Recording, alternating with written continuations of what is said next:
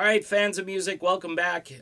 It's me, it's Dave, it's the Real Music Observer, observing real music in real time for real people just like you. Right there, me right here.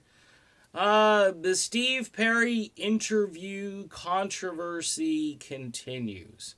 I'm getting flooded now with links and excerpts and so forth. This all stems from the Rolling Stone interview where he said he'd been away for 31 bleeping years. I want to address this one more time. I guess Steve Perry does not want to acknowledge the phone call that he allegedly made to the rest of the group saying, hey, let's get Journey back together again in this little thing called Trial by Fire. All right, because then that whole thing blows up because of the hip and by the way, all of this stuff that you thought from the VH1 doc from 1998, it's all being dredged up again. It's absolutely amazing. Somebody sent me a message saying, "Hey, this is what Herbie Herbert has talked about and how Perry has dealt with some things." And remember, Herbie got fired or was told to leave, and then Azoff comes in. So in hindsight, Herbie over Azoff. I know Azoff gets him the big paydays, but there are lots of strings attached to it, and it's not the same. Here's a couple of things for Steve Perry to think about. When you're led off into the woods or into the weeds, and I still have people saying, oh, no, that's not what Steve meant. Okay, if you're apologizing or trying to explain away what Steve Perry is saying here, then you're a fan with blinders on, okay? Because these are the things he said. And I do have some honest people coming back and saying to me, yeah, that was really surprising. I didn't think he would say that. I just didn't think he'd use that type of language. And did he hit like a breaking point with this particular interviewer? The BBC thing, wherever that went, I know it was out there. Might have gotten scrubbed, but it was kind of the same tone. But here are some things, some takeaways for Steve Perry to think about. This whole thing has now shifted the focus away from your album. Okay? Not entirely, because, you're still doing the media. Good Morning America. Yay. Such a...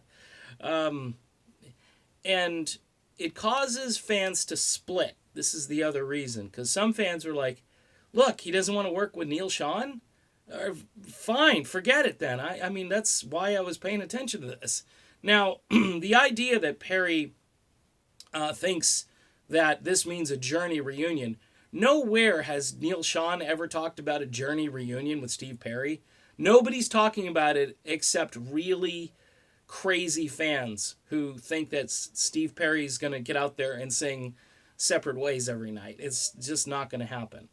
And this also makes Neal Schon kind of like scratch his head and say, well, what is this all about? I mean, if 20 years doesn't do anything, the fact that Perry gets touring revenue and he does, the better Journey does, the better Steve Perry does. Now, if that's not consolation for what happened in 1998 after 20 years, I don't know. At this point, I have to kind of side with Neal Schon on this one, and I just think it's a bad PR move to even go down the road on these questions.